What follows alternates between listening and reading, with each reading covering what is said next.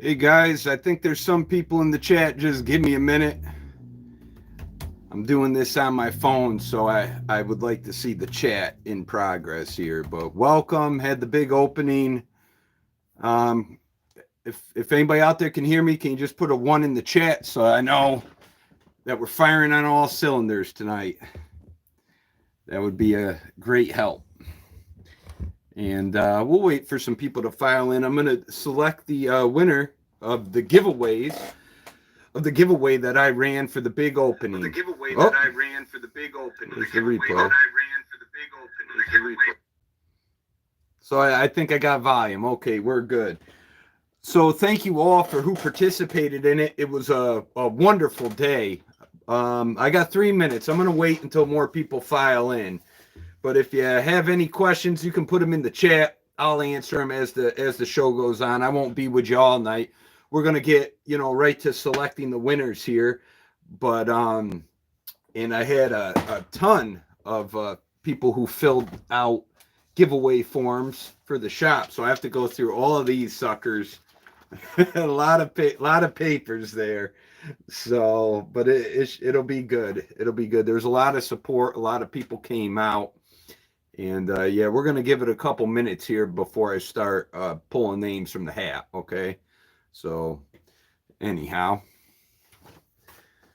maybe we'll have a lot of dead air for a minute, but a lot of family came up. It was wonderful. My sisters hosted them. It was just a great day. I think the food vendors sold out, sold a lot of books. I met some wonderful people. I met some of you off the YouTube channel, actually, which was phenomenal. People came as far from Ohio to Pittsburgh out for the opening. The music was great. You couldn't ask for better weather. It was wonderful. So I'm just going through some of the entries here. Let's see.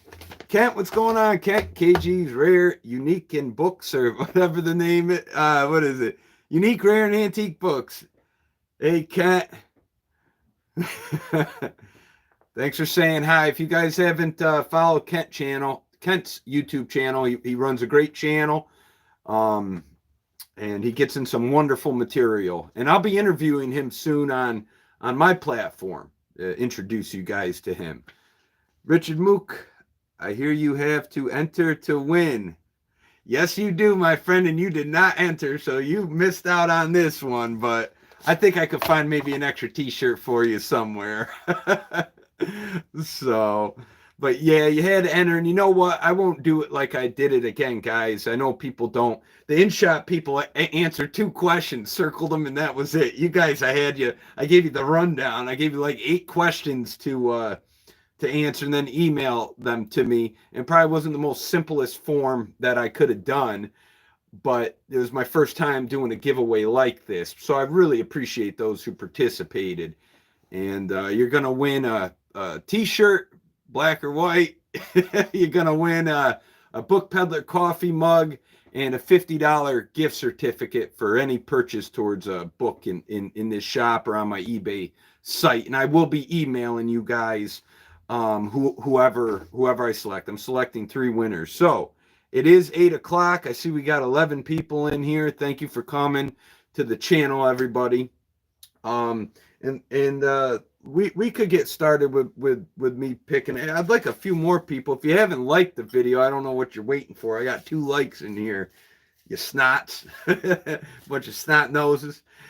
So anyhow, I'll pick some of these. I'll answer some questions. If you have any questions, leave them in the chat. Of course, for this opening, I took 2 pictures, and one of them was like the week before when a buddy came to visit the new building, and the other was a couple friends of the day, and that was it. So it was pretty. I should have hired somebody to take pictures for me, but my cousin just sent me a bunch that she took, so I'll share them on my Facebook site. So okay, it's 8:01. I told you that I would get right to picking these names, so whoever's watching on the replay doesn't have to wait forever. Phil's a legend. Thanks, Maze Books. I appreciate that compliment. You guys are pretty legendary out there in what you're doing. You got me blushing. All right, let's pick some names. Here's the grand old entries of those who did it. I won't look. And let me get a good one here. If I had some music to play, I would. All right, first name. Jocelyn Johnson, you are one of the winners. Congratulations. Hey, thank you. Use up and wear out. I think your name is Amy. Thank you so much for wishing me well. And yes, it was a wonderful day. I'll talk about it a little bit when I'm done picking these names. Let's see if I can find your name in here. I'm not supposed to look. Okay, let's see. I'll try. I still might have a shirt for you. Use up and wear out. You're giving me a lot of support throughout since you've been on. All right, who do I have here? Duncan Whopper. Duncan Whopper's the second winner. Oh, there you are, Jocelyn. All right. Yeah, you won. All right. Congratulations. Thank you for participating. And Duncan Whopper, Jesse, you're the second winner. So congratulations. I don't know if you're on here. And this is the third finale one. Let's see who gets it. All right. No drum rolls. All right. It is Never Forget 14 JB. You won. So you are the third winner. Never Forget 14 JB. I appreciate everybody participating in this. Hello, General Merch. All right, so that's who I got. And if I do have some t-shirts left over, so I will send one to you, use up and wear out, because I like you. I don't know why. I don't even know who you are, but I like you. I'll send a couple out of where I can, okay? Because I'll do what I can, for you guys. So break out your harmonica.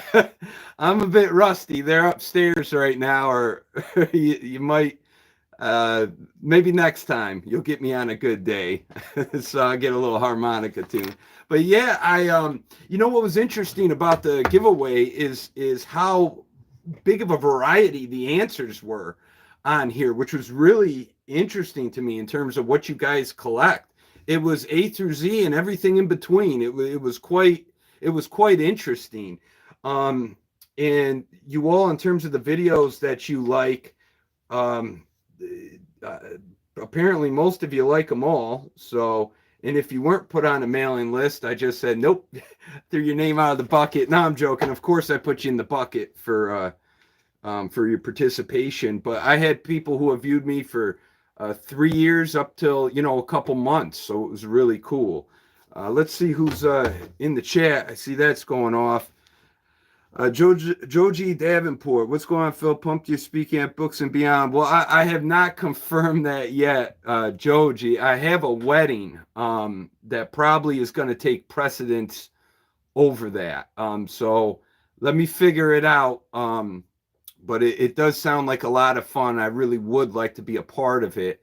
For those of you unfamiliar what I'm talking about, I was invited to give a speaking slot at a conference in Las Vegas that a bunch of booksellers are putting on, and I would like to go. I would spend some time out there, but I have one of my best buddies' weddings is either that same weekend or the following weekend. I just can't be away from my my shop for 2 weeks, so I don't want to be. But we'll see. We'll talk. But thank you for the comment. Caroline's Mercantile, hello from Napa, California. Husband's from Utica. We'll visit your shop next time you're in the area. Yeah, I'm about probably an hour and some change from Utica, New York. I'll probably go through there this year again. I go that route when I go up to not like I go up to the Adirondacks every day, but I went to the Adirondack Museum last year, and I absolutely loved it. I think it's on Blue Lake, and I'd like to go back up and do some camping. So yeah, I love it up there. Let's see. Hello, Laura. My sister Laura tuning in from Seattle. Laura helped me with all my merchandise, and I really appreciate that. So Obviously, thank you very much. And I saw that you texted mom that you need some you need some money for the coffee cups. Yeah, you rank up there, Laura. When you start having babies, that's when you get up even higher in the rankings. So my one sister, congratulations to my sister Alicia. She had just the most beautiful baby, gave us all a niece and everything. And she's so wonderful. So but anyhow, let me see here. New to the channel, love the authenticity. Thank you, Zach Morrow. I appreciate it. Yeah, I try to be uh, myself. I mean, what you see is generally what you get. So I kind of try to, sometimes I have to self censor a little bit what I say, or at least be aware that I need to watch what I say. And I do a pretty good job. I've only had 2 videos demonetized from the YouTube gods, the selective reinforcement crew there. So that was nice. But anyhow, I try to do the best I can. But back to the giveaways. Thank you all for wishing me well. Yeah, people seem to. I asked in there of the type of content you'd like to see as well, and I really enjoyed the ideas. And one of them came from Use Up and Wear Out about doing a video on book dealer catalogs, and I would love to do that actually. And I think it would be real relevant, and it's assisted me and played a role into me learning the book trade, book catalogs, and bibliographies. So I will do a video like that in the near future.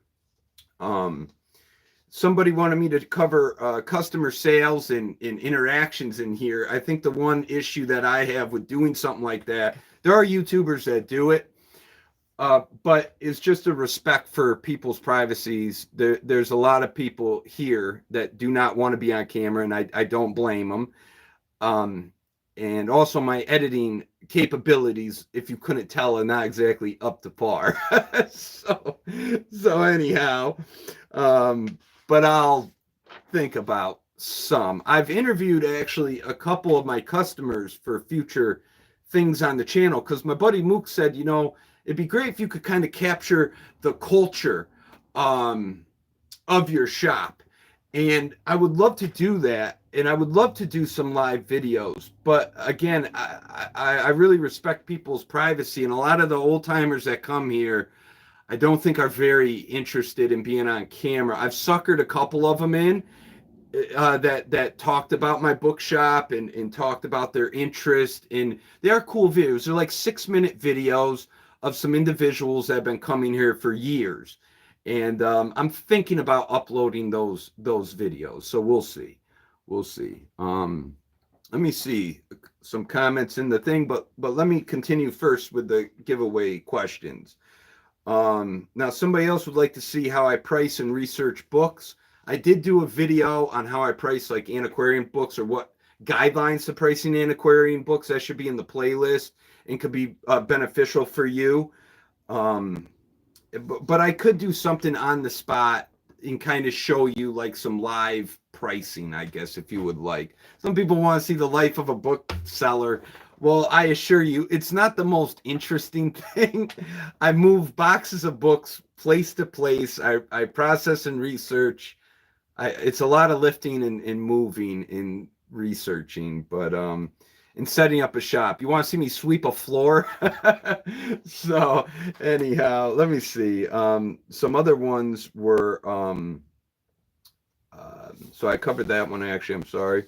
Let me see what this one is.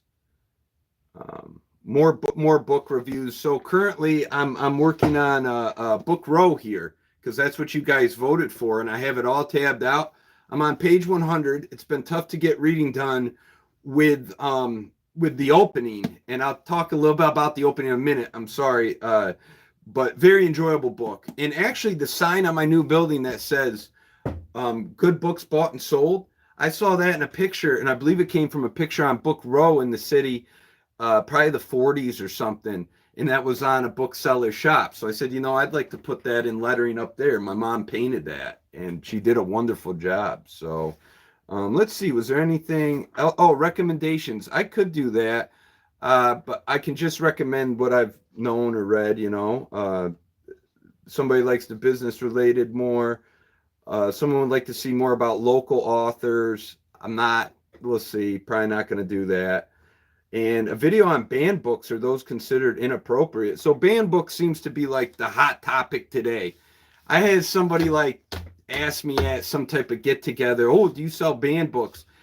And I thought she meant like, Nazi and stuff like that and Klan stuff. I was like, oh yeah, I sell controversial books that are going on about the stuff I had. And she's just giving me a blank stare. I'm like, oh, you're talking about those other books. So there's almost like different categories of, I guess, quote unquote, banned books. And I could do something on that, I guess, for a future video. People would be interested. And I'd probably lose half my subscribership, but whatever. I'll say what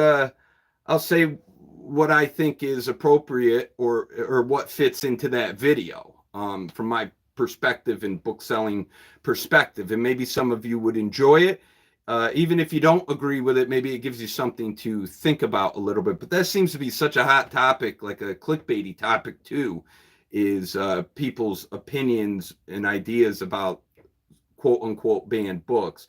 Because some of them, if you ask me, like what I do is I curate a shop here and what I want to sell and what I think is appropriate. In a lot of these cases, if we're talking about the library aspect, they're curating books. So if they don't believe that, or the schools too, that a book is appropriate for children, then they're not going to put it in their library system. Now, does that mean the book is banned? You can still get it outside of that system. If you're a parent and you think that's a good idea, then okay. So there's different things about this topic, and I see them more as curating material, not banning material. But I think there's been a lot of hysteria too drummed up about this. So me personally, I'm not going to sell that kind of material in my shop because I don't believe ethically and everything else that it's appropriate. So, but you're the parent. You can decide. I just might not let you watch my kid for the day, put it that way. All right, let's see it back. Let's get back. Am I losing subscribers by the minute? All right, let's see the chat. Missy Lou, are we going to see any video from the grand opening? Well, I hate to tell you, but I took 2 pictures the whole day. I should have hired somebody for it, but my cousin just sent me, I mentioned, a number of pictures before, and I'll post them on my Facebook. It was a really great day. I'd estimate, to break it down for you, I estimate that there was 160 people here that day. I actually expected a low end of 200. Like anything, and these are the giveaways I got to do for the in-shop that people filled out. It's like a phone book. What was I going to say? So we did radio advertisement. We did, what else? We did traditional paper advertisement, flyers. We did it all. And the stuff that seemed to work best was the print media and the social media on Facebook. But like anything, there were people that you wouldn't have expected that came here, and then people you expected and you didn't see. So I see it popped up, radio is dead. Yeah, it's interesting. We try to be real selective. We only picked 2 channels for a particular demographic of the population. And I did actually get emails. I got 4 emails from people who did hear me that want to sell books.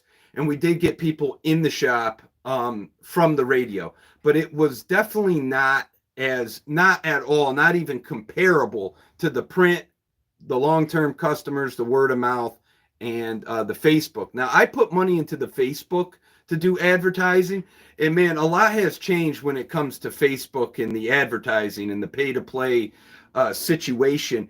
It does not generate me what it used to. So really, anybody who follows me anymore on Facebook is coming from YouTube to follow me. So it really, I don't think, was that effective at all, actually, the Facebook ad. But anyhow, let me see here. What else? Please add to one of your videos on where you research to get prices for rare and hard to find books.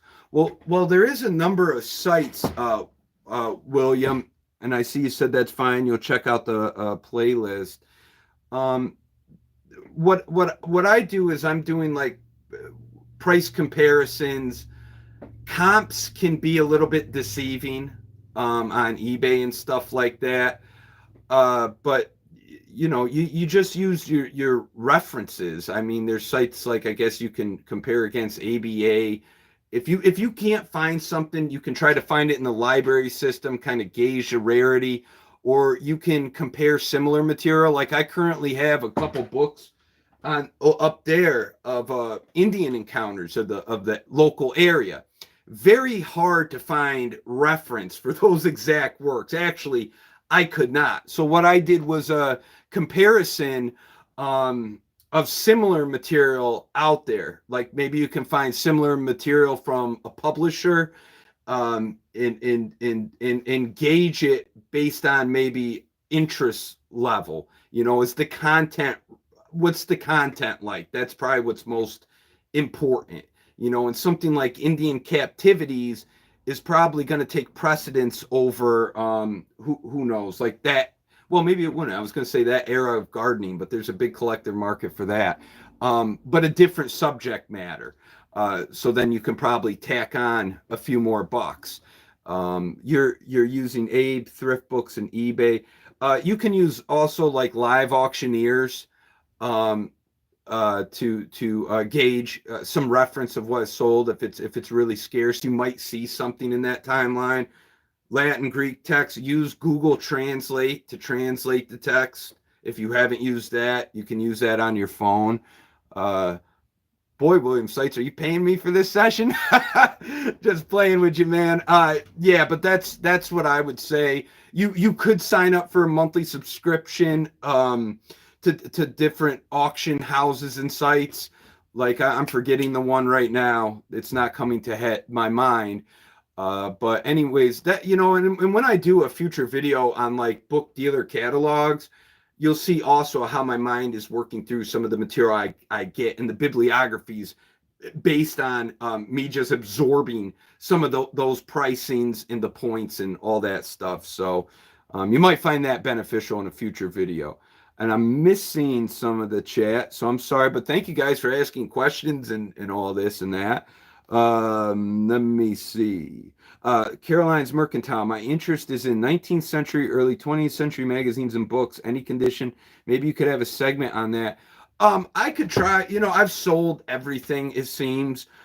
And I did do a video on buying and selling magazines. I also did a kind of a part 2 video on periodicals and serials of earlier magazines that you may enjoy. Guys like Edgar Allan Poe was first published in a particular paper in a serialized version. There was a lot of that going on in the late 18th century and probably early 20th. Like I actually have a Harper's Weekly where some of Emily Dickinson's poetry was first published in, and how you can really add a lot of value to something like that by extracting that from the book and presenting it to the public, saying, this is the first time that her poetry was in the public light. And so a collector would probably really like to have that, right? So I would say if you look into my business selling playlist, there are a couple on magazines, but I could get a little bit more specific and try to get into that a little bit more if you would like. Okay, let's see. Radio is dead. We covered that. Art, music, literature. Is your new bookstore location? And after I answer these next 2 questions, then I'm going to talk about the day a little bit, okay? Is your new bookstore location open same days and hours as your original location? Wanted to go to the opening but couldn't swing the 3-hour drive. Would love to come this summer. So the secondary location is only open on Saturdays between 10 and 4. The main location is Friday and Saturday, 12 to 6. Okay, so that's it. It's limited hours. But if you did give me a call, art, music, literature, and if I'm going to be around, if there's a day that works better, as long as it's not interfering with my day too much, I really don't mind opening the door for you.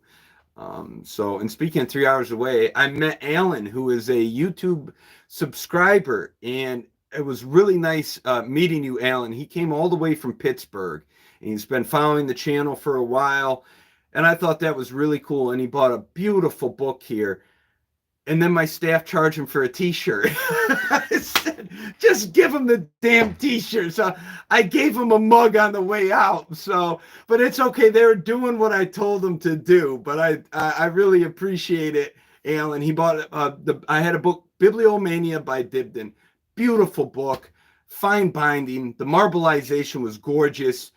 You couldn't ask for a better taste in book. The front board has to be repaired, but what a spectacular book he bought. And it was a real treat meeting you, Alan, and I hope you come back in the future, and I have the coffee cooking for you. So next question, then I'm going to go to my day. I found some book dealer catalogs in a book barn last week. I was stupidly excited. Yeah, it's funny. I get excited about that stuff too. So I enjoy them. I love the way they're put together. Actually, you want to hear a quote real quick if I can find it, from Book Row on book dealer catalogs. I got a lot of tabs in here, but let me get a little quote for you. The true book lover finds in catalogs his most fascinating reading, wrote Clarence S. Brigham in his introduction to American book auction catalogs. Brigham meant auction catalogs, but store catalogs have their fascinations too. The prices in the old ones make modern collectors yearn for a time machine. The books listed tell much about the tastes, attitudes, and customs of their times. Clearly, historians and archaeologists shouldn't ignore bookstore catalogs. And I'll be making a video, a specialty one for you, use up and wear out, because you're a sweetheart and you're really nice on the channel. So, and yeah, Charles Dickens was first author to be serialized. Very cool information there. So yeah, basically the day started, I'll tell you about the night before. It was very chaotic. I had family that came up, so I did a dinner, and I can't emphasize enough about how much my family supports me, and the vast majority came up, and that was unbelievable. So I love you all, and I thank you all if you are watching who came to that. So I come back to the shop, and I expected to do finishing work for a couple hours until I had an uncle staying with me, and I was going to go to sleep. And I come up and there's a pile of scrap metal in between my main building and my neighbors. So I started freaking out and trying to figure out who left it there. And it was somebody's cousin who needed it taken to the dump. And I was so stressed about that. So I was going to take that pile with my SUV, but my ball hitch was too big for that trailer, and I couldn't move it. And in the whole chaos of the thing, I lost my keys to the buildings. So I couldn't find my keys for 2.5 hours. I was searching. I thought I was going to have to cut the bolt on my new building to get into it. So it was very stressful. I ended up staying up and working until about midnight the night before. And I got about 3 hours of sleep. And so I was pretty toasted for the big opening. I was hurting pretty bad. But people were wonderful. They brought presents and gifts, and they even, like, my cousin got me a money tree, and on it was clipped all these lotto tickets, and they brought me wine and liquor and you name it, and cases of beer and stuff. I think that the food vendors sold out. So it was a really great day, and I can't drink during the day because then I get so toasted, and it's not a good look. So I didn't break into any of those bottles yet, but I might on another occasion. But filled with meeting and greeting people all day. It was mentally exhausting. It was physically exhausting, but I had a lot of help for the day, and thank God. So I had some cousins helping, I had some friends helping, and everything went as smooth as you could get. And now it's back to regular hours for the summer. And I have my goals to hit for this year. I have some pretty lofty business goals to hit, because I'm always focused on selling on eBay, but I would like to generate more of a presence in my brick and mortar, and obviously make more sales out of it. And so that's going to be really the big focus this year for me. And to be quite honest, if I don't generate the numbers set in my goals, then you're going to see something different the following year. So it's either going to work out or it's not. And I know what I need to hit. And like I said, my internet to in-shop ratio is like 80-20. There's just nothing comparable for my online sales. So I'm still always going to focus on that, but I want to try to attract more and more people in. And I believe that that other building will do so, because most people are general readers and they don't need a first edition. They just want the book to read. Well, over there, you can get clean, beautiful books for very cheap. Now, guys, I would like to just bring your attention to something. I'm going to put in the chat right now, if I'm allowed to, my it's a platform called Whatnot. Now, some people utilize it to sell. I have a couple friends that have been selling books on there. Kent from KG's Rare Antique Vintage Books, and my buddy Max from Paper Gold. And they've been having a lot of success. They've been encouraging me to get on this platform. Now, I don't know if you all buy on there or what it looks like, but here, I'm going to enter it in right now. But you can follow me on there. And when I get a number of people, they give you like $15 to play with at your first auction to buy. And when I build it up a bit, I'll announce the date of the auction, and then we'll see how it goes. So you might as well try it. I might as well give it a shot. I'm not going to cut off access to potential revenue source. And I'll start everything at like $1, and we'll do different kinds of content on the show. Like I might do a Native American show, a vintage show, a cookbook, a religious, you name it. And maybe I'll let you guys decide what you would like to see on the show. In terms of antiquarian books, I could do a show like that if I think it's going to garnish enough attention. Let's see. Do you sell those pink romance novels? No, I collect them, baby. Nah, I don't sell. I don't really sell many romance books. I know dealers that just specifically sell romance, but I don't really, dabble much in that field. So, you buy a lot from Whatnot? Oh, well, that's cool. Well, maybe if you want to click on my link, you can follow me, and I'll set up a show in the near future. So anyhow, that's how the day went. It was wonderful. I could not ask for a better day or a better outcome or better people. What was so fascinating to me is that more people came from outside of the area than were actually in the area. It's unbelievable. But I made a video talking about maybe what to expect when you're running a brick and mortar bookstore. And that was one thing that's always surprised me, is you could know people for years on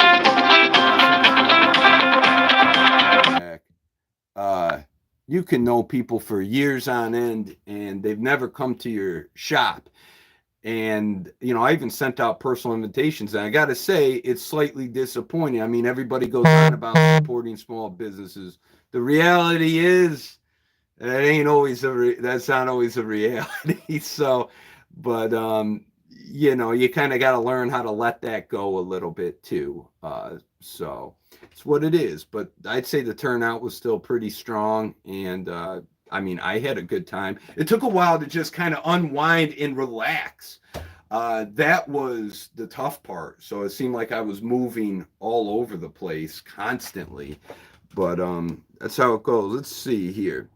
Keep up the good work. Thank you very much, Price Legacy Devices. I appreciate it. And I will. And you do the same. How's that?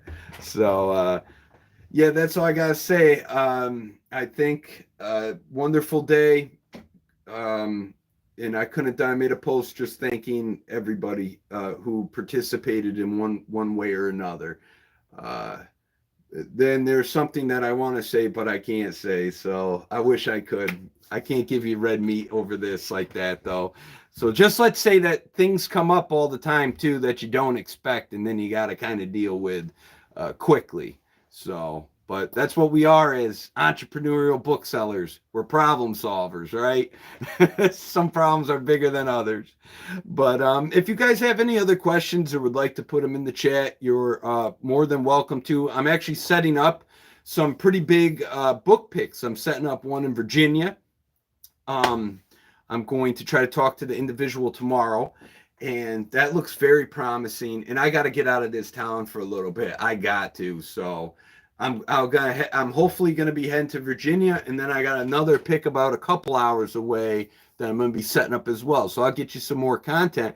And someone suggested that when I am going through the books, that I price them as I go through them for you guys out there to potentially buy. And I think I will do that. I'll try my hand at it. Okay. A lot of times I always like just giving you that fresh look, but it would make sense rather than answering emails as to how much do you want for this book, that, and the other, and then they're not interested in buying, which is fine. But it would make life easier on myself if I priced it live. So maybe we could do that if you think you would find interest into what I'm running into. So anyhow, let's see another question, and if you guys don't have many more after this, I'll probably be cutting out of here shortly. So let's see. Have you ever come across early Herman Melville editions? I have not. I've had one to look out for if you're a reseller out there is anything illustrated by is it Kent? Rockwell Kent.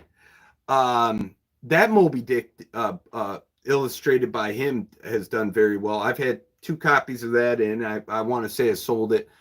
It's all condition pending, but it's like anywhere from probably $100 to like a few $100s. So that's done well. But no, I have not come across any early Herman Melville. And to also let you know out there, I'm not overly versed on works like that either. I mean, I would know enough to buy it, and I've tried to do my due diligence to study the points in these books to know exactly what I'm buying, and I do a pretty good job at it. But there are people out there where their focus is on those classics in literature like that. Me, I'm more interested in different historical works. But I'm a general bookseller, so if I do come across that material, I would definitely buy it. But no early Herman Melville editions. I'd love to show you guys something that I came across in Virginia years ago. I think it came from Virginia, or maybe it came from Norwich, New York. If you have a minute, I'll go get it quick. That I thought was really cool. It's just on the forefront of my mind. I'll show you 2 things. How's that? A little show and tell if you guys want to see it. Give me 1 minute.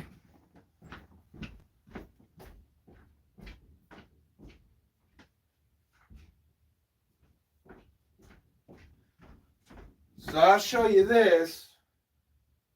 I don't know where the other thing is, but okay. So let me see if I can show this right. Maybe I should plug in the light to my of course, I don't have the cord. Why would I have the cord to what I'm being recorded on? So what this is actually a newspaper. It's called the Richmond Whig, April 21st, 1865. And within this paper is President Lincoln's funeral train, an article on the assassination and the conspirators involved, Lee's message to his troops. There's a lot of assassination news in here, and I'll just show you. How cool is this? Shut. So it's backwards, but maybe I'll do a video on that if you guys want to see it. It is really cool. So, and I hope you think that's cool, art, music, and literature, but it's just something you won't see every day, so I thought that was really neat. And I've had that tucked away for a while. Another neat thing that I recently bought at an auction, if you would like to give me 1 minute, I'll find the other thing, possibly. I just had the thing too.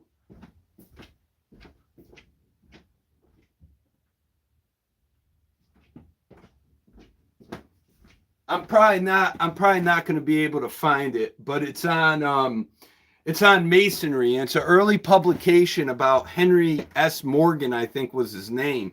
And Morgan was a mason in New York, and there's a real famous story about this. He revealed the secrets of Freemasonry, and he was kidnapped one night, and I believe dismembered and thrown in Niagara River.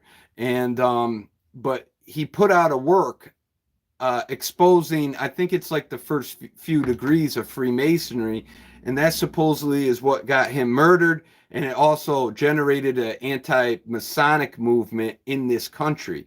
And it was very neat. And this is a first edition of that work. It's almost kind of like a pamphlet. Now, I've said I was going to make a video on auctions and buying at auctions. So what happened with this one is that the auctioneer, I guess, missed that the first 12 pages were missing.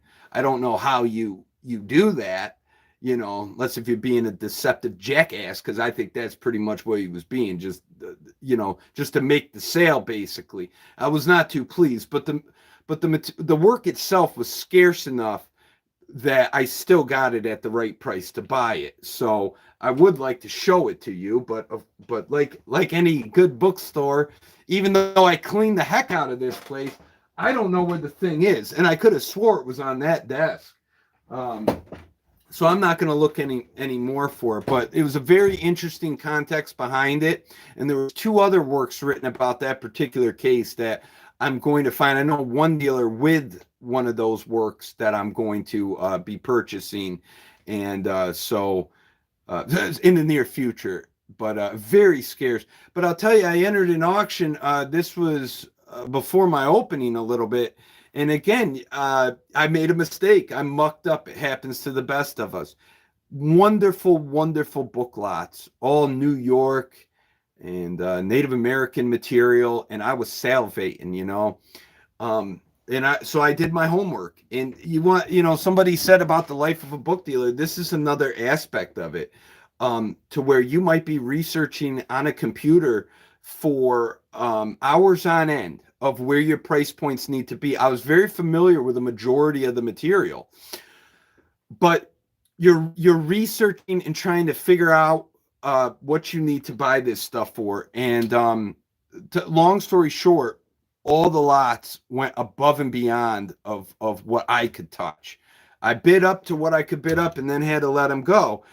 Now, here's where it gets a little dangerous at auctions, and where I've gotten better at not participating in certain ones. An item came up. I'm almost embarrassed to say what came up, but it was a newspaper, since we're on newspapers, right? And I didn't have time to do my homework on the paper. And I bought it because I said, man, I can't let that go for $50 or whatever it was. I go, I'm going to buy the dang thing. How can you let it go for that? And it was just emotional bidding. And so I won a fake, put it that way. It would have taken 2 minutes of research to know it was a fake. The thing is, I'll be able to make the most out of it because most people can't afford the authentic paper that I bought. And it's just it'll be a nice showcase piece anyway for a beginner collector, so it's what it is. It happens sometimes. That's where emotional bidding gets you. I did all my homework on the book lots, didn't win one, and didn't want to leave empty handed. So I went in on that, and what a waste. But I will say this, they build it wrong. They and I think they purposefully will do this. They build it as being an authentic yada yada, and I don't think it's just pure negligence with some of this stuff. I think it's just they're trying to sell it and they want to get good money for it, so they're leaving out detail. The detail was evident in the photo. I just didn't know what to look for, but yeah, you live and learn. Exactly. So I won't make it something to where I'll make my money back and that'll be it, but that's how it goes sometimes. So that's another aspect of running a bookstore. If you're sourcing in, say, some of it, you're participating in a lot of auctions. I know people that solely almost source through auctions. So they're doing a lot of research on the computer. So I mean, if you want me to run a camera of me just clicking away, I mean, it's terrible. I mean, it's not. It's cool, but for me it is, because I'm learning and it's interesting. But I mean, it's tiring too sometimes. So, but I don't think it'd make for great content to watch me researching what I mean, maybe it would. I don't know. Maybe some of you nutbags out there would like But anyhow, so we'll see. But yeah, so that's pretty much. Let's see if I got anything in the chat real quick, guys. You ever get any old chess books in? Yeah, I have in the past. Game books are pretty good. I've gotten in Doyle's, I think they're called. I had one over here, like 1830s books on card games, stuff like that. Billiards, early billiards books are good. You know, everything sells. Everybody has an interest in something. Um, but that early stuff on games and gaming and things like that are pretty good. I would love to find like an early card deck. I think that would be really cool, actually. Tarot cards, stuff like that. I had an early version, 1830s deck of tarot cards that I bought at a shop about an hour away in Syracuse, New York. I was there for books, and I went on a deck, and I did really well years ago.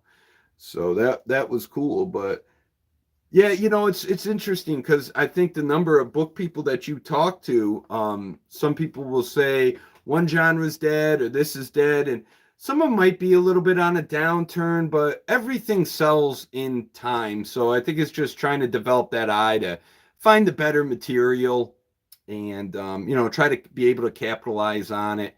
And you learn as you go. So like this person said on here, Missy Lou, with that particular item that I bought, I'll never make that mistake again, or I'll know exactly what to look at, the points on it, the points on that particular newspaper, just like the points in a book, because it's a night and day difference. So, that's the fun aspect of this job is always learning.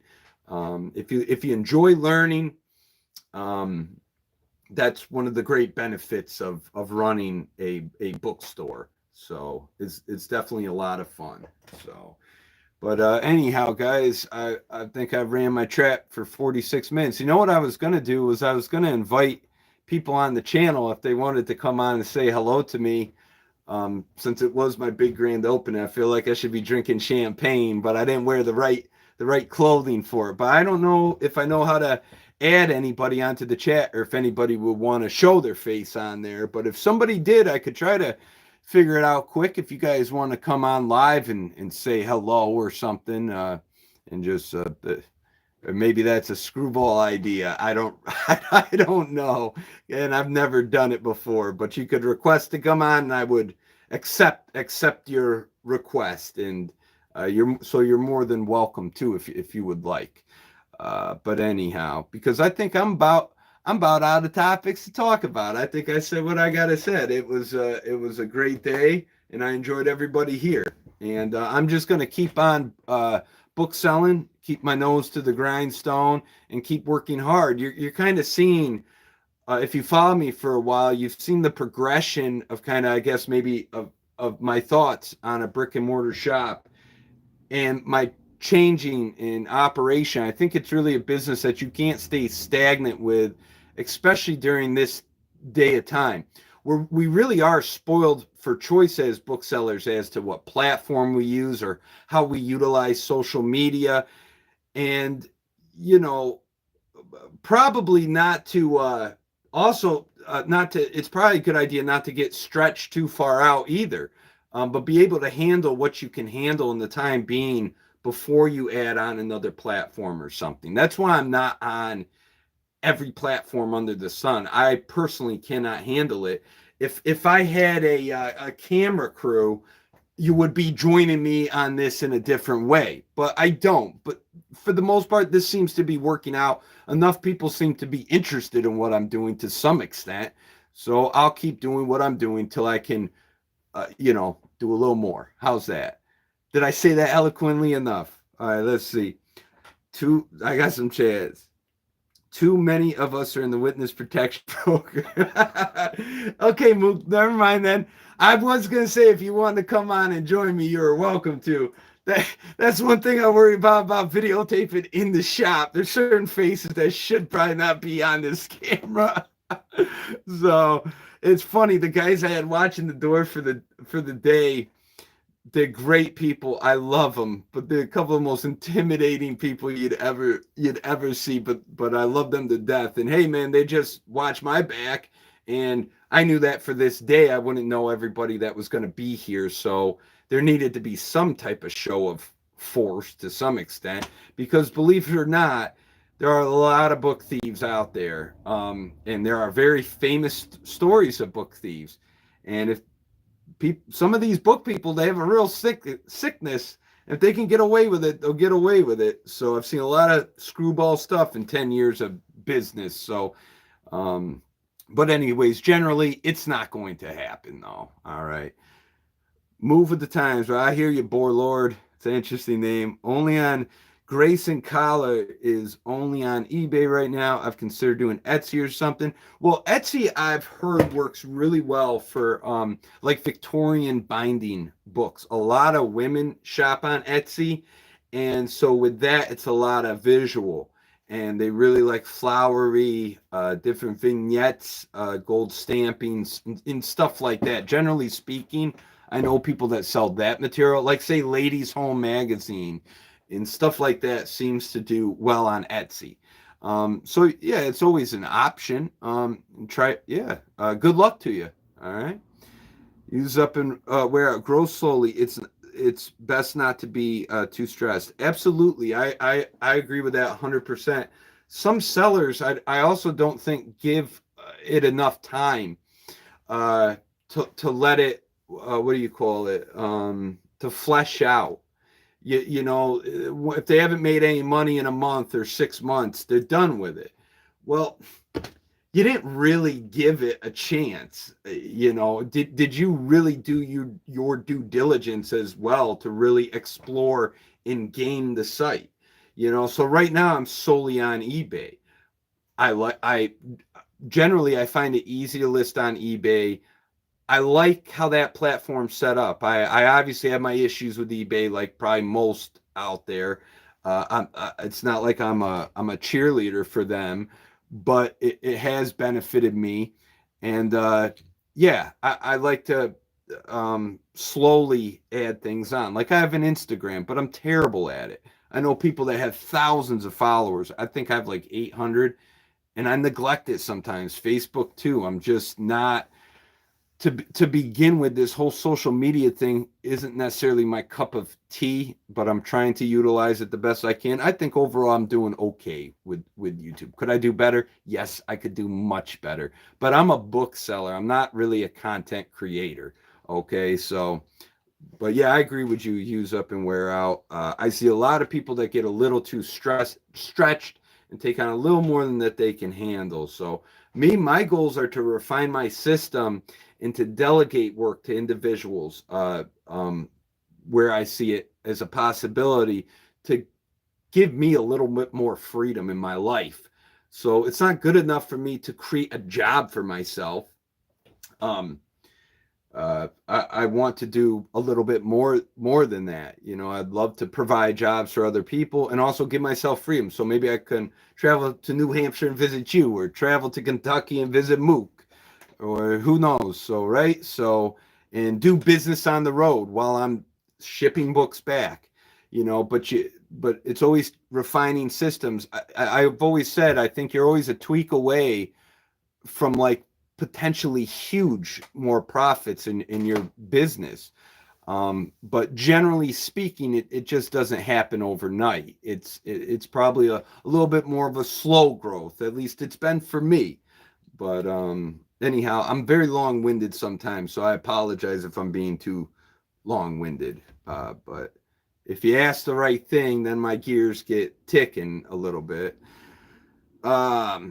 Grayson says, I think that's part of what makes this so hard to get into. It takes a bunch of money and time to get your momentum built up. Yeah, yeah, it takes a while to build that treasure chest, to build that collection, to know what to select, to buy what people want to read and not what you're interested in. It does take a lot of time, and I think it does deter a lot of people. I wanted to call it the first 6 years of business, or 7 maybe. Oh, if you guys knew the stresses that went on during that, and what actually took place surrounding the shop, I think it's I other than complete perseverance and just like stubbornness, I would not let it go. I always want to leave on my own terms. When I've had enough, I'm done. Okay, simple as that. But I want to be able to say that I did it and I hit the point where I wanted to hit, and then if I want to be done, I'm done. But I don't want to be forced out of it. And I always have like this attitude. I think like sometimes what you see, I'll stutter over my words. Could have I done more? I don't want to ask myself that. Or when I'm on my deathbed, what I wish I would have done, right? I mean, and there's so much more that I still want to do. And I'm checking them off the list as I go, so working towards it. I may not be able to accomplish all my dreams, but I think some are very feasible, and I'm always working towards it. So, yeah, I would say it does take a little bit of momentum and a little bit of, I don't know, schedules don't always work for everybody, but consistency is key. That's a word. There you go. Consistency. To consistently list every day, to consistently be on the hunt for books, stuff like that. It's definitely not for everybody, and you really have to love it, Grayson, if you're gonna do it, because you're a little nuts sometimes. I think a lot of booksellers are a little nuts. Let's see. And by the way, the majority of them, none of them I know are married. If that doesn't tell you something. So, but there's hope for the Book Peddler. Yeah, I'm getting back out and getting ripping and roaring. We're going to have Book Peddler dating shows soon. Anyhow, that lose many of my subscribers, I'm sure. Content will be on a different platform. All right, let me see. If general merch, if I'm on my phone, I'm usually buying books. Yeah, that's again with booksellers. I mean, I'll be laying in bed, either I'll be looking at auctions, I'll be looking at stuff. It never ends. So it's cool though. All right, let me see. You're just old school, nothing wrong with that. You have your own lane, and that's always the right path to be on. Thanks for saying that, Boar Lord. Yeah, I guess I'm a little bit of a throwback for sure, and my influences are definitely throwback kind of people, and yeah, it's where I'm comfortable at. But I always do like putting myself. Look, this ain't the most comfortable thing to be doing this. You don't think I get a little bit nerve-wracky too? So I don't mind putting myself in uncomfortable situations either. But I would definitely agree with what you're saying. So let's see here. You create some Richard Chen. You create some pretty great content for someone who's not a content creator, dude. Well, thank you, Richard Chen. I mean, maybe I am, because at this point I have like 200 plus videos. So, yeah, good point. All right, let's see here. Let me see. Caroline's Mercantile. I'm one of those paper crafters who repurposes old books, magazines. I love those old, highly decorate and gilded book covers. Original and vintage ads are getting hot. So are the vintage magazines. Yes, absolutely. They are. I mean, the ephemera market right now is super hot. I actually spoke on Max. He runs Paper Gold. I forget Max's last name now, but I did an interview with Max. Good guy. And I talked to his people a little bit, and we addressed a little bit of the ephemera. And it is amazing, that market right now. It's I did a video on selling print ads, just cutting ads out of magazines and selling them. Now, I only did a part one. I didn't update because I didn't think my sample was big enough. I listed like 125. I want a sample of 1,000. But long story short, I still to this day do sell those print ads, even though I haven't listed one in a while. And I sell them anywhere from $8 to $16. Again, it's not something I really want to screw with, but the stuff you're talking about, the earlier stuff, absolutely, there's a great market for it. I sold a scrapbook that I showed on my Instagram. It was a girl who made this from Syracuse, New York, 1873, and there was a Victorian house on the first page, and each page was a different room she created out of cutouts of that house. The dining room, the grounds, the kitchen. It was quite amazing. I think people really appreciate it's a it's a time stamp, a time capsule of this young girl and her interest and maybe how she saw the world. Same with like some of the scrapbooks I was showing him to someone in my shop during the opening, someone who had never been in a used bookstore before. And she was absolutely fascinated by it. And she wanted to buy them. And she wanted to buy the large, oversized newspapers I had too. I think people are really gaining an appreciation for that kind of material. Myself, at least, I've seen more of a growth in that than anything else in the last 10 years. And I think paper, there's still a lot of paper out there and a lot of stuff like that. And yeah, so I really like that market. And I just saw she just said sheet music. Man, sheet music is, if you see it allotments at auctions and you can get it on the cheap, go for it. I haven't had a pile of sheet music come in a while, but man, I do very well with sheet music. I have in the past. Let me see here. I know I'm missing people in the chat. Hey, you guys want to see a cool piece of sheet music? Okay, let me see if I can. Want me to get it off the wall? I'll get it off the wall real quick, and then I'll answer more of your chats. You get me all worked up here. This is something you won't see every day. And again, it's backwards. I'm sorry, but this is Carry Me Back to Old Virginia minstrel music. That is 1879. And they have the stereotypical black folks, big feet, big lips, all that stuff. This is early. I love this. I think it is so cool. And look how beautiful it looks in a frame. This is, to me, I love this kind of thing. I don't even really want to sell it because I think it's so cool. And I have another one over here that I'm going to frame because it's worth getting it framed to me. And again, this is just another, this edge here is all sewn. And again, it's just like a timestamp of the period. Some of it might not be the most glamorous of periods, but it's preserved and it's very hard to find another like this out there. So scarcity is another thing when it comes to this business, right? So I'll put that right there. Doing a little show and tell tonight, but I think a lot of you might appreciate it. Grayson says, yeah, that's a good one. I have a bunch of stuff that is confusing to price. I've been neglecting to listing it. I don't know what that's a reference or. Sorry, Grayson. I probably missed you from earlier. Someone's laughing at me. Married couple here just starting out in book sales and love the hunt and time we spend together doing it. Yeah, I think it's a real great couple activity. I mean, a lot of my girlfriends in the past, they do have a lot of fun going to these things with me. I'm like, let's because it's an adventure and I give them their job to do and they're happy. They'll help me set up at shows and stuff. And they do enjoy it. And they love like the oddities in my house. It is a fun thing to do with couples. Like people in my family have helped me out and generally speaking have enjoyed it. The terrible thing is waking up so early. But if you do find somebody that has those same interests as you, well, I guess you got lucky. So good for you. All right. I love it though. Yeah, the hunt is so much fun.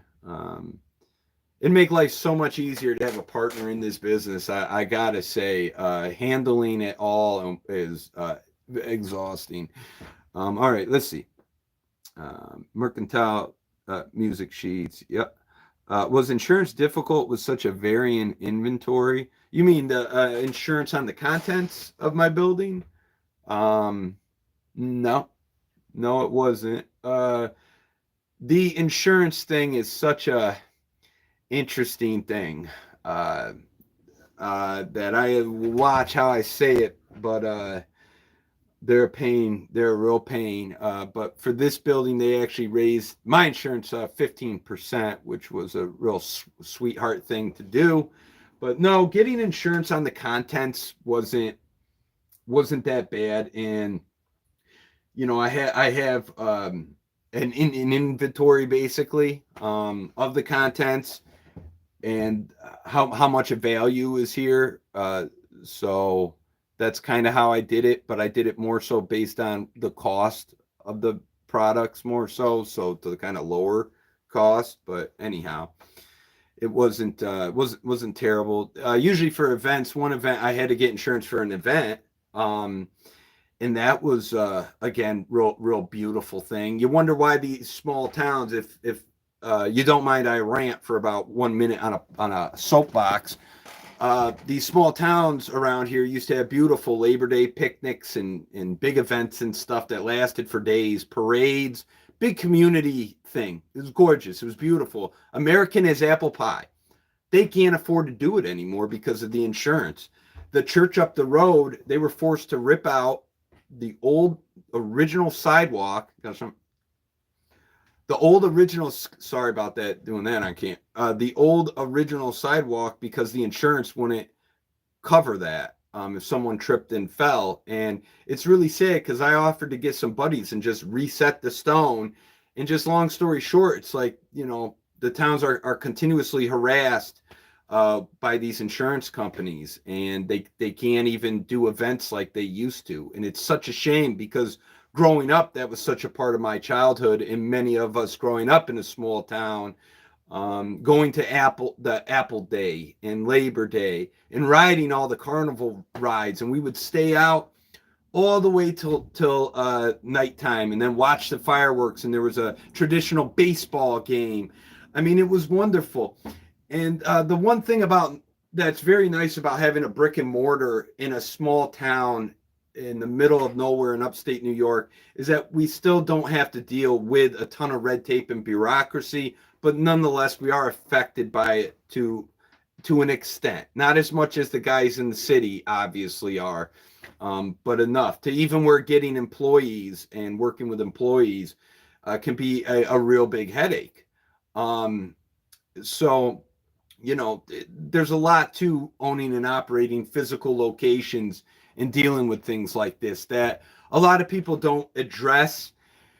And maybe someday I will. If you would like, I could get somebody on my channel, aka my father, who was an accountant and could really break some things down for people who are doing these businesses. If I didn't have him, I have such an advantage when it comes to some of this stuff because I got a guy who that was his livelihood and does all the family businesses and stuff. So he could potentially come on and talk with you about some of the things. And I guess he'd be introduced to my dad, but I don't know if he wants to be on camera.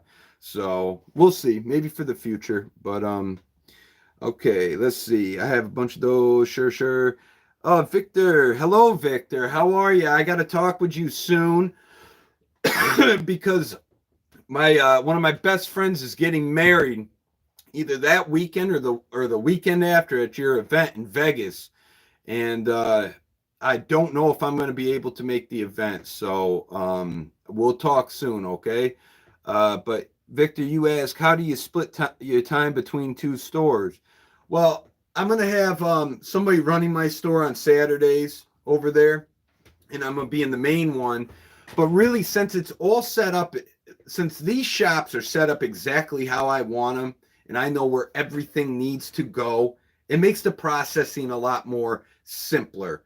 I know where everything is going. So it's splitting time between the buildings, but it's really not adding that much more work onto my workload overall. So I'll be okay with it.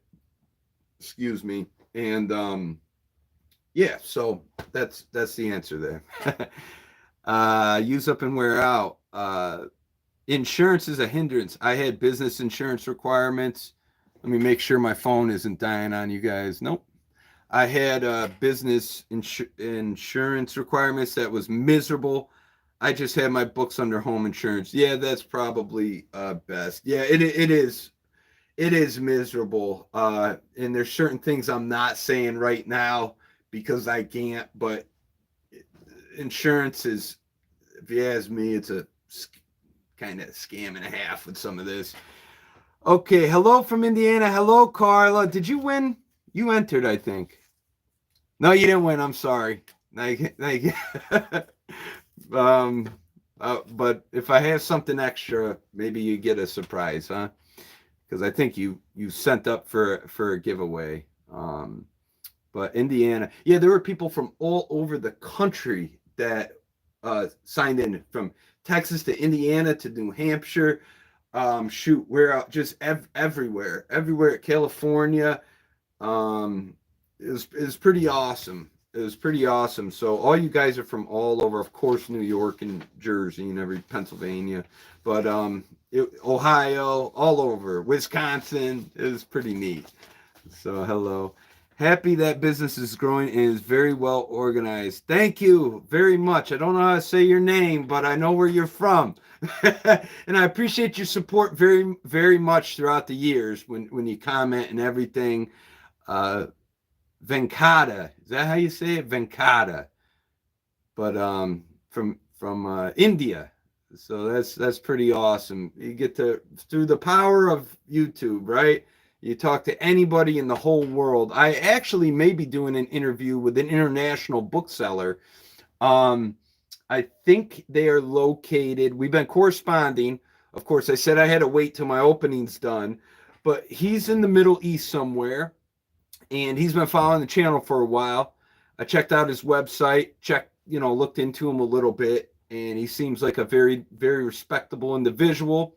He sells a lot of Islamic material and things like this, and it seemed very interesting. And I've never had an international person on the show. I said, you know what, maybe we could do a little bit of a show and see what it's like from an international perspective and the trials and tribulations they have to deal with. I think it might be interesting, and maybe I thought that you guys might find that interesting as well. So hopefully the accent ain't too thick, because no, I'm sure it'll be just fine.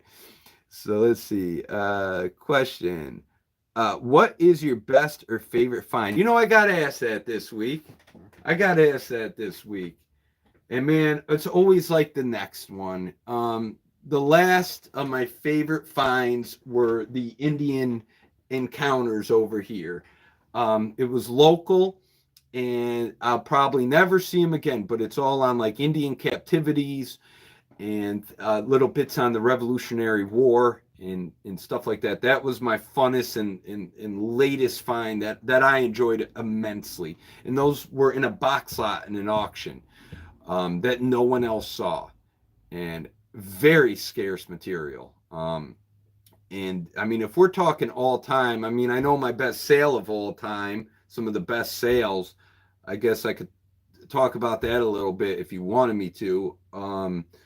But I found gold in barns, in attics, stuff that's walked through the door, and it always floors me of the ground is so fertile if you know where to look. And I did a show on sourcing, and I referenced a lot out of Richard Booth's book, which was, I know a number of you bought that out there and are enjoying it, I'm sure. And it's just fun. The hunt for the find is so much fun. Let me get a drink of water if you guys don't mind for two seconds. I put it back here. There we go. All right. Give me one moment. All right. That's Smithville water. Eric from Midtown Scholar was up, and he's like, "You got anything to drink?" So I brought him a bottle of water, and I said I brought him Smithville water, and I said I forget, I said something funny, but he manned up and he drank the Smithville water. So he probably had some extra hair on his toes when he left here. I'm sure of it. All right, let me see who's here. Howdy from sunny South Texas. Congratulations on everything. Easy comic reader. Thank you very much for the well wishes. I appreciate it. I don't know if this year I can get out there, but I was planning on going to Texas. I have some friends out there in Arizona and Washington State, so I would definitely make make a video and visit some shops and hobnob is what they call it, I think, somewhere somewhere in the world, with different people and stuff. I like Mexican food. It's not as good as Italian at all, but Mexican food, I do like it. And Arizona had some of the best Mexican food I've ever had. I was out in Yuma, and we went to an old saloon. It was like used to be an old oh gosh, well, I went to a Yuma jail, but I also went to, it was a saloon that had been there for a very long time, and it was so cool. And me and my buddies were in there. It was me and a couple buddies, and we shot pool, played the jukebox. It was so, and you know what? There were two of the most beautiful Mexican women at that bar, and we had just so much fun chatting. One was like that traditional dark skin, just a lovely woman, and the other was real light skin with like green eyes. Like who's the boxer there from Mexico? But we had a lot of fun, and we ate great food. They have these food trucks out there, and boy, I ate till my stomach was like popping. So it's a miracle I even like rolled into the bar that night, but it was a lot of fun. So I love it. Let me see. Hey everyone, give Phil a like. He's worked hard for the thumbs up. Thank you, Use Up and Where. I knew I like it for some reason. Definitely hit that like button. Come on, I'm working overtime tonight. And you know what else you could do? If you guys wouldn't mind, I'm going to drop in the chat my Whatnot link because I want to give that a shot. I have tons of excess material. I'll start stuff at $1. If you sign up for it and add me onto it, you get like $15 of spending money. You're not going to see my mug all day. It's going to be me holding a book in front of the camera, and I'm going to do book allotments. Like I'll do allotments of Native American, maybe Amish, I don't know, erotica, you name it. And I'll lot them up and sell them to you guys. I got to charge shipping, but we'll just start them at $1, and you guys can tell me what you think they're worth. I might as well. If I get a big allotment of a certain subject coming in, I'll say, let's clear the shelves and run it. Hide and read. What's going on, brother? Welcome. He liked that. Amish erotica. Yeah. Man, that would be quite the to put together that. Oh my goodness. Actually, there are love Amish books. I don't know how graphic they get. That is so funny though. Yeah, that would be something. You know what I heard was one of the biggest seller on Amazon's was is Sasquatch porn. Like that, I'm pretty sure somebody told me that, and I thought, man, I could be an author writing that junk up and making some big sales. But I thought that was so funny. I've never come across it in the field, but boy, when I do, I can't wait to talk to that person. So I've been a fascination. I've been developing a fascination with Sasquatch. So I wouldn't probably add that to my collection. There's a podcast called Sasquatch Chronicles, and it's really enjoyable. I gotta say, I love the stories on there. So, but yeah, Amish erotica with Sasquatch in it. That'd be fire. So, all right. You having fun tonight, huh? All right, let me see. Has anybody else liked this thing since I said to, or since one person? All right, well, thank you, whoever did that. Very generous of you. Click the button. All right, Victor. No pressure, Phil. We all appreciate everything you do for book community. Okay, definitely reach out this week, and we'll talk about it a little bit. Okay. Let me see.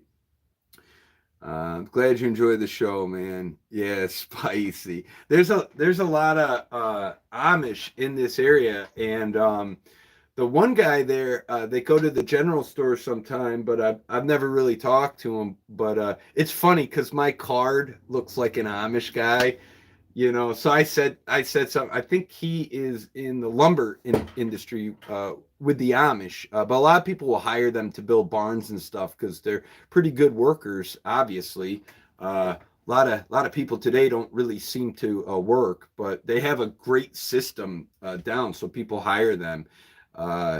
and they're pretty good. I went to an auction where like half of them were from the Amish, and they do a lot of medical treatment themselves, and so they were there for the herbalist books and things like that. And I said, hey, I got a bookstore like 40 minutes away, and then I remember.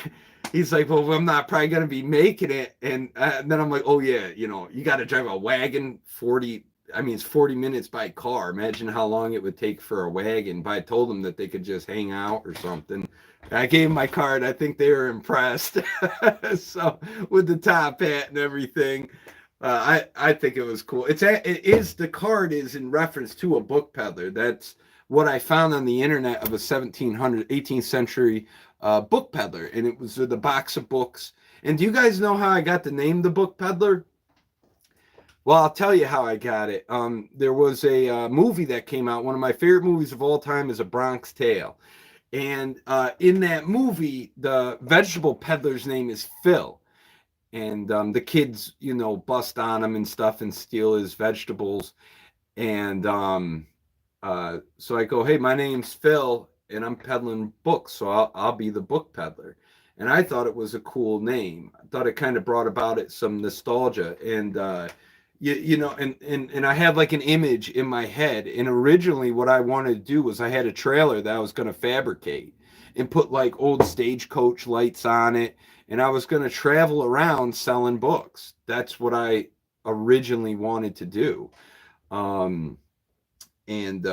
Yeah, that's a fantastic movie. One of my favorites. I remember there was a lot of like lessons in that movie, and I really enjoyed it a lot. But that's how I got to name the book peddler. Now, if you can guess my nickname, I'll give you a free T-shirt. So people still call me it to this day. Actually, people call me it this week, and it's hilarious. It's not very business professional, which I find so funny that people still call me by my nickname. But maybe I shouldn't have asked what my nickname is. So anyhow, we'll skip that. Let me see. Bob Drake says, I had a Bigfoot expert. Monty, that's a family nickname. That's a great guess. If I had a diner, I'd probably call it Monty's. That's the other side of the family will call us Monty, actually. So yeah, good job. But you already won a T-shirt. And a mug. But I'll keep you in mind. All right, Bob Drake says, I had a Bigfoot expert come into my shop the other day. He bought back his own book. Cool. There's one Bigfoot book.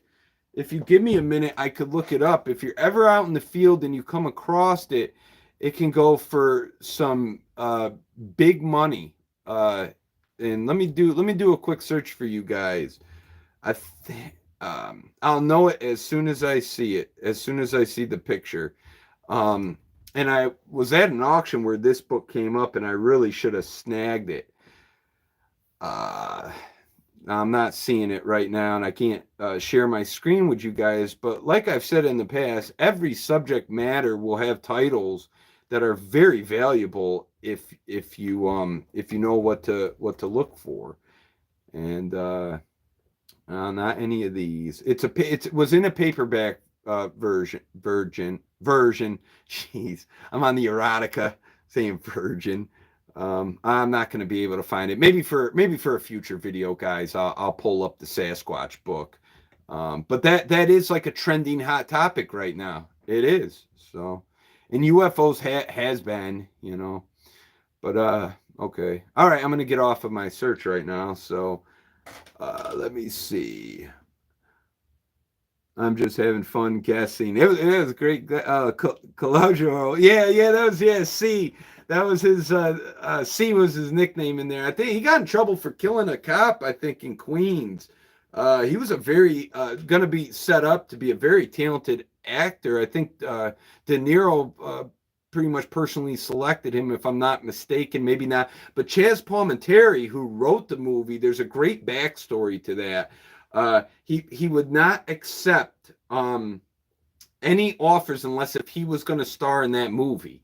and people offered him 100,000, then 250,000. The guy was like broke as it was. It's like a Sylvester Stallone story as well, similar, where Sly wanted to star in the movie too, and all this, and people did not want them in there. Long story short, they got the deal that they wanted. Chaz got the deal that he wanted. He got $1 million contract, I believe, and he got to star in his own movie. And to me, it's one of the greatest gangster films that I've enjoyed the most. That, and of course, Goodfellas, and Godfather, of course. But that was a phenomenal movie. I've always enjoyed that movie. So there's like a wholesomeness about it too. 1950s Bronx, New York, stickball, the whole 9 yards. It's it's quite a time then. So all right. Anyhow. Let me see. This guy's still guessing. Is the name related to a food item? It is. All right. Next thing. Do Abominable Snowmen of America Really Exist? Is a great book. I know that title. And I'm pretty certain I've had that title in there, in here, in my shop before, but that's not the title I'm thinking of. And now you're going to make me go right back to searching for this Yeti book. I don't think Bob Gimlin wrote it, but maybe he did. So let me type that in real quick if it was Gimlin's. It's a paperback book published in the 1970s. If I see the cover, I'm pretty good at when it comes to covers for sure.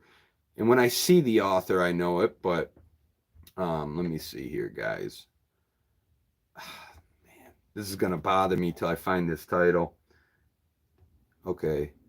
Bob Gimlin book. Gimlin made the famous video of what's her name there that did the walking. Patty. Can't believe we're talking about Sasquatch now, but it's all firing at all ends tonight. Bob Gimlin, where's your book, Bob? Nope, that ain't it. Maybe he didn't write a book. I thought he did. I thought it was called something. Maybe it's called The Abominable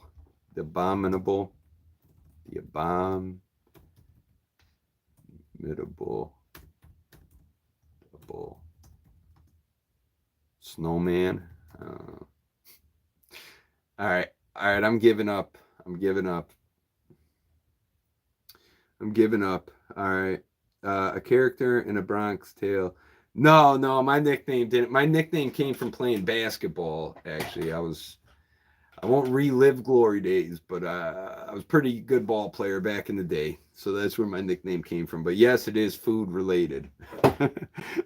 So a lot of I guess you could say, what's this? I miss that TV show Finding Bigfoot with Bobo and Cliff. Man, I don't like those guys. So I don't like those guys. Look up Sasquatch Chronicles with Wes. That's fun. I'll sometimes go to sleep with listening to a Sasquatch encounter story. It's really interesting and fun to listen to. It's just like something to amuse me, but it's pretty cool. He runs a really good show, I gotta say. And I could actually, if given time, make a pretty good case for the potential existence of a Squatch. So, my sister's in Washington State, and she's involved with what do you call it? What's she involved with? She was just on the chat. Something with the government and ecology and stuff like that. So I said, Laura, if you get anything that comes out of there, she's always in these deep recesses of Washington State. I'm like, I better be the first to know. So I want some Yeti hair or something, frame it and sell it or something. I'd probably just pull my own hair. So she said she let me know, and I'll let you guys know if she finds something out there. But anyhow, having fun with you guys. All right. Well, I think we're about winding down, and JL hasn't guessed my nickname yet. So, and I ain't revealing it. So I think I'm going to be getting out of here soon, guys. Alan, is that you who came here? Let me know. I gave you a shout out earlier if that's you. From Pittsburgh, let me know if it's you. I'm going to say another word till I know. Hey, man, it's him. All right. Alan came. I gave a shout out to Alan earlier. He came all the way from Pittsburgh and bought one of my favorite books out of the shop. But it was a beautiful book, Bibliomania by Dibdin, I think 1842, fine binding, ribs, vignettes. The marbling was gorgeous. I think he said the marbling really sold it on him for sure. Just a very specialty book. I'm actually very surprised that book has been in my shop as long as it has. It's probably been in here 5 years. And I think it had a lot to do with that the front board was detached. But you know, you could find a reputable book, a book binder that could reattach that for $100, $150. If they do a good job, the value goes. So, but that was a really great book. And it was really nice to meet you, Alan. I forgot I want to get a picture with you, but that's okay. But yeah, I had a couple subscribers come out, and Alan came out, and it was cool. I'm happy you introduced yourself to me, and I hope you had a really good time here. I saw you leaving with a bunch of books from the Red Building there. It's like, do you need any help? But I think that they're pretty good deals. What'd you like most about my shops, Alan? You're kind of like an outsider coming in. Was there something particular that you enjoyed about the shops, and what was your favorite one? I'll ask you that question.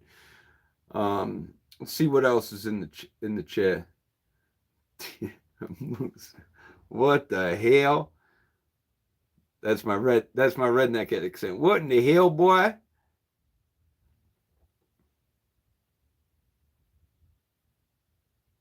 No. All right, let's see. I want to look for this Yeti book one more time. And if I can't, then I'm done. But you're wrong on those Bob Drakes. I'm sorry. Let me see. The mix of collector items and general material. Most stores focus on one. Yeah, yep. And so Alan says that now this is a who's watched my YouTube for a while, and he's telling me what I asked about. So I'm getting tired of what he liked about both buildings. And Alan says, he says the mix of collector items and general material. Most stores focus on one. The selection at the Red Building was something just bulk books was. I can't read it. It's behind a heart. I'm assuming he said was more just bulk books was actually good stuff or something like that. So yeah, I mean, I think that the material over there is really great for a few bucks. I mean, you can find $10, $15, $20 books for $4. Or my dad was like, or buy 10 for $3 a piece. So that's like getting 4 free books, you know, when you put it that way, right? So, and Bob Drake is on a roll. He's still going. Bigfoot, America's Abominable Snowman. I believe that might be the title. Hold on. Let me look it up now. America's If that's the title. Let me see. It might be. Now I'm looking at a reprinted. Unless if that's a reprint, I know what the cover looks like, and it's of a white Yeti. Boy, we really got into talking Yeti today. But that's not the title, Bob. It's got a white Yeti face on the front, like this, all white.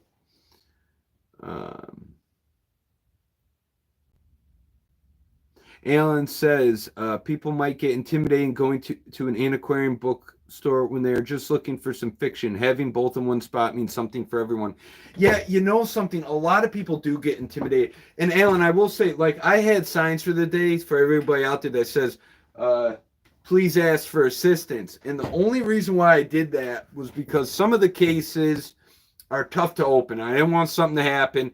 And again, I don't know.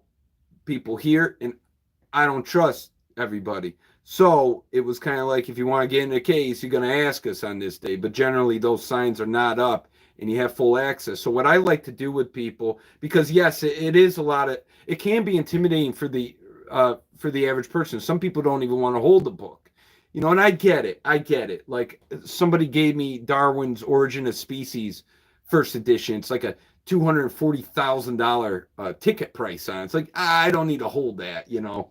Uh, I would be fine. I can hold it. I can look through it. Okay, but I get it. Your average person. So what I like to do, though, I really do like to put these books in their hands and to lessen that intimidation factor for them.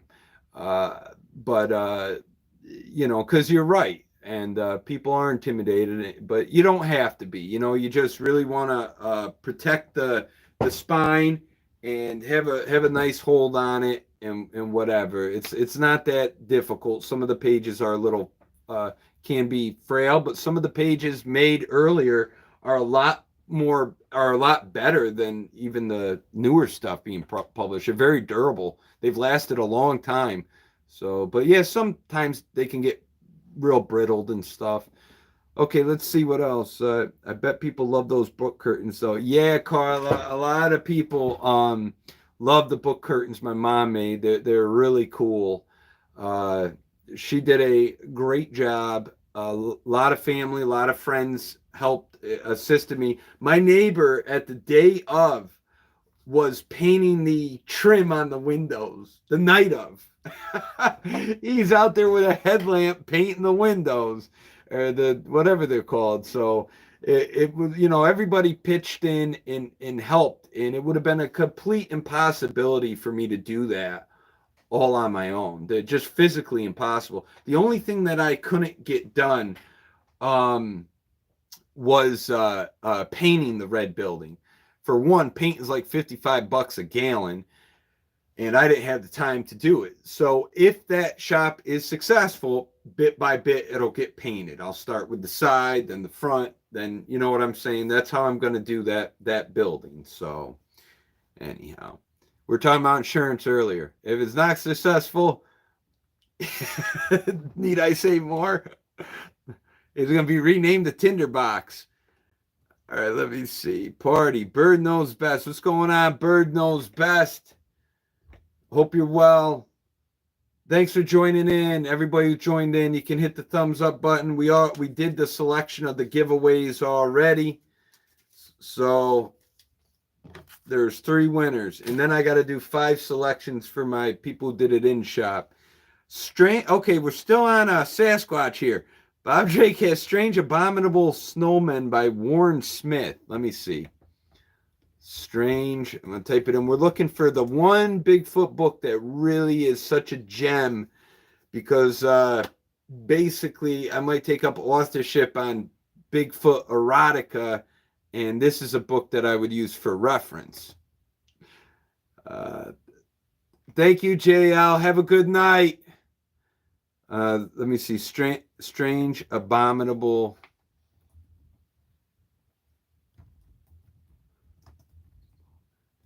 See, life of a bookseller. There'd be a camera here just watching me try to spell abominable for the 5th time, because Bob Drake keeps sending me these books to find if it's the one. No, that ain't it. That ain't it. That ain't it. Bob, I'll send you a personal message if I figure it out. I have a set from 1791. I get nervous touching it, and I won it. Oh, not one. Okay. Yeah, I mean, some things I don't like to handle much, and the more you handle them, sometimes you're really compromising them if the hinges are weak and everything. But again, if you handle them properly, I mean, I'll pull a book here for those of you who people make videos about this stuff. I've never really found it worth making a video. But you see that spine right there? Hold it like this with your palm. You can use these page edges here. That's how I open it. I'm joking. That was ripped out. But you can go through it. Make sure your hands are dry. The biggest misconception about handling early material. Oh, and that's what Carla's just saying, white gloves. It's a big misconception though. You don't want to handle these books with white gloves actually. You're gonna most cases do more damage than the book. A lot of like shows and stuff, like there's this woman, I forget her name, who's an auctioneer, and she always has white gloves on, and she shouldn't. You want to use your fingers, and you just want them to be dry, not sticky or wet or anything. Those gloves tear pages, they chip out pages. I'd say the only time that I think is appropriate to use white gloves is when you're dealing with like artwork. You don't really have to worry about smudging a book if your hands are clean and dry, and use the edges of the pages. If you try to use the edges of the pages with those white gloves, it's not real efficient. You can't really go through the book properly and well, and you're probably going to do more damage to the book, for those of you who don't know out there. So I know a lady who's in the historical society, and she's always putting on white gloves, saying you really shouldn't be putting on. I mean, look, who am I? But at the same time, I deal with this material every day. Don't use white gloves with my material anyhow. If it's with like maybe a map or a piece of art, that's a little different. But yeah, you do have oils in your hands. But again, if they're dry and you just know how to handle it properly and try to use the page edges, you really will be fine. So that little tip, Carla, anyhow, like not real necessary. Oh yeah, okay, so you're an artist, so that makes sense. Yeah, for artwork, yeah, that's different. That's different for sure. So, but with other documents, it's more of a hindrance. And stuff is pretty durable. Like if you've ever dealt with manuscripts or anything, they're pretty darn durable. So, but anyhow, guys, I've chatted with you for an hour 40. Is there any more there? Okay, another question came in. I'm here for the people, okay? I'm here for the people. I got my hair cut and my beard trimmed, so I'm here for it. Let's see what we can. And I'm sleeping in tomorrow. I'm sleeping in. I'll tell you, these days wore me out, man. Wore me out big time. So I'm sleeping in tomorrow for sure. What was it 9:38? Okay. Richard Chen says, best way to transport large quantities of books, cardboard boxes, or like sturdy plastic containers would you personally use? Oh yeah, I like U-Haul boxes. I like banker boxes. I do have plastic containers. It's nice not to try to get too heavy on yourself. If you're moving tons of quantity, that's why like banker boxes are really nice. But if I'm going on a serious haul, man, I'm loading up totes and I'm just muscling those out, and it's a workout. But that's what I'm doing. So, hey, give me one moment because I'm gonna grab something to drink. I'm gonna have a celebratory. Somebody brought me some alcohol, so I'm just gonna have a celebratory drink. And when the drink is done, I'm done. So give me a minute, and you all can crack a beer out there too.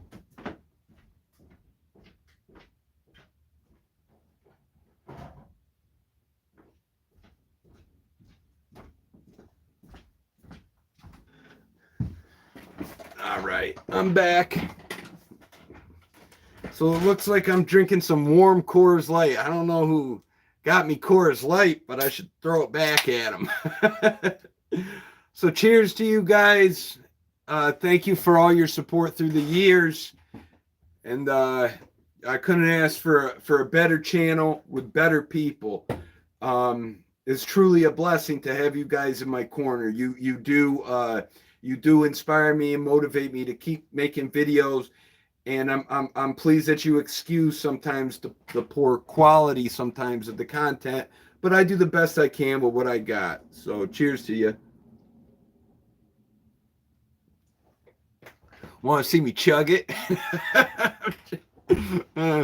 Shotgun that beer. Thank you. Thank you for the Tennessee whiskey here. All right, Caroline. That's my girl. That's my kind of woman right there. I can't do the Tennessee whiskey. That stuff, I got too many stories on that. It's that and wild turkey that I cannot drink because it like almost changes my complete demeanor. It's terrible. Um, but anyhow, but I respect it. Carl, I use a cart with wheels at the library sales if I can. Yeah, I see a lot of people with carts and the wheels. That works, seems to work well for, excuse me, people. Have a good night, Easy Comic Reader. Appreciate you participating. Hey, I'll catch you around, all right? Cheers, Deborah. Congrats, you. Thank you. Thank you. Cheers. Cheers to everybody. To everybody. I've been on YouTube, for like 4 years now. And it's kind of crazy. And I almost got 5,000 subscribers, which to me, I did not expect. I didn't know what to expect. I just saw it as a free tool to help advertise my shop and sell some books. And it's developed. Oh, ciao. We'll see you, Caroline. Have a good night. Buona notte. We'll see you. It was just a good avenue to sell some books and get some exposure. And now it's actually turned into something that's kind of interesting. So come out to Washington and we'll get you a proper beer. Yeah, this monkey piss. Corey, it's funny. My buddies are here. And the one thing I forgot was to get some cases of beer. So then people started bringing beer. And it was warm. Or like, hey, you get a warm Yingling off of Phil. Like everybody wasn't too enthused about that, but I drink warm beer. I don't really care too much about that. Oh, 5% charge on my phone. I'm about to lose you guys. I'm gonna drink up.